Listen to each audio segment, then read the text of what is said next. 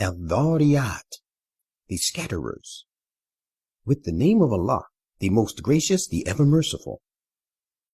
I call to witness those beings who went forth to scatter the Quranic teachings far and wide with a true scattering. They carry their blessed load of truth, then speed along, exposing the wrong belief and evil practices with love and peace, and then distribute and apportion the work by our command. Verily, the promise you are made about the spread of Islam is true, and the requital must indeed come to pass. And I call to witness the sky with its numerous orbits of celestial bodies, that contradictory are the things you say for your not believing in God's word and in his prophet, through which are deluded away from the truth such as would be deluded to falsehood. Woe to the falsehood mongers, who are in the depths of obstinacy and confusion due to false beliefs, and give no heed to the truth. They ask, when will the day of requital be? Say, it shall be a day when they will be tormented at the fire. It will be said to them, taste your torment. This is what you used to ask to be hastened. But surely those who have become secure against evil will indeed be in the land of gardens and springs, receiving the gifts that their Lord will give them, for they used to do excellent deeds before that. They were in the habit of sleeping but a little by night, for their being occupied in God's worship. Also in the hours of the early dawn, as well they were found praying for his protection. And in their wealth and belongings was a rightful share for those who asked for help and for those who could not. There are signs on the earth for the people of knowledge and assured faith. And you have signs in your own persons. Have you no eyes to perceive? Your sustenance is in the heavens. Besides, you shall have all that you are promised, triumph and prosperity to the believers and warnings to disbelievers. By the Lord of the heavens and the earth, that which you are promised is true. It is as true as the fact that you can speak to one another. Have you heard the news of the honored guest of Abraham? Behold, they came to him and greeted him with peace. He said in reply, on you be peace. He thought they were all strangers, and he went quietly but quickly to his household and brought a fatted calf after getting it roasted for the guest.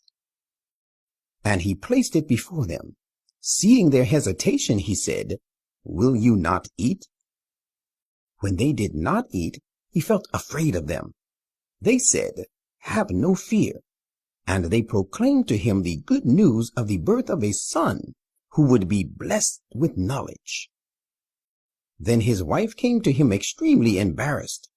She smote her forehead and said, I am but an old woman, then barren. How can I ever be able to give birth to a child? They said, even so has your Lord said. Surely he is the all-wise, the all-knowing. Abraham said to them, now what is your errand, O you who have been sent by God? They said, we have been sent towards a guilty people who have severed their ties with God, that we may rain stones of wet clay upon them, which are earmarked from your Lord for inflicting punishment on those guilty of excesses.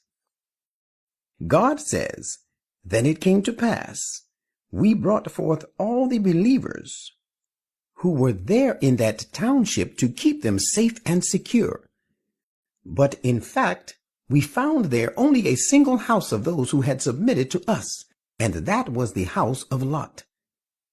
And after destroying the townships, we left in them a sign to serve as a lesson to those who fear the woeful punishment. And in the case of Moses, there is also a sign. Remember the time when we sent him to Pharaoh with a clear authoritative proof. But he turned away from Moses in the pride of his power and said, "He is a sorcerer, or rather a madman." So we took him and his forces to task and threw them into the sea. Indeed, he, Pharaoh, was himself blameworthy. And there is a sign in the destruction of the tribe of Ad, when we let loose on them the destructive wild blowing wind. It spared nothing whatever it came upon, but reduced it to dust like stuff of rotten bones. And there is a sign in the case of the tribe of Thamud. Behold, they were told, "Enjoy yourselves for a while." But they disdainfully disobeyed the commandment of their Lord, so a thunderbolt struck them while they looked on utterly confused. And they were not able even to get up on their feet, nor could they get anybody's help to defend themselves. And we destroyed the people of Noah before them. They too were disobedient people. As for the heaven, we have built it with our mighty power, and verily we are makers of the vast extent. And the earth, we have spread it out, and how excellently we lay things out. And we have created all things in pairs, so that you may give heed to the wonderful creation of God. Therefore say to them, "Wing your way to Allah. Verily I am a plain warner to you from him. Never set up another God to be worshipped along with Allah.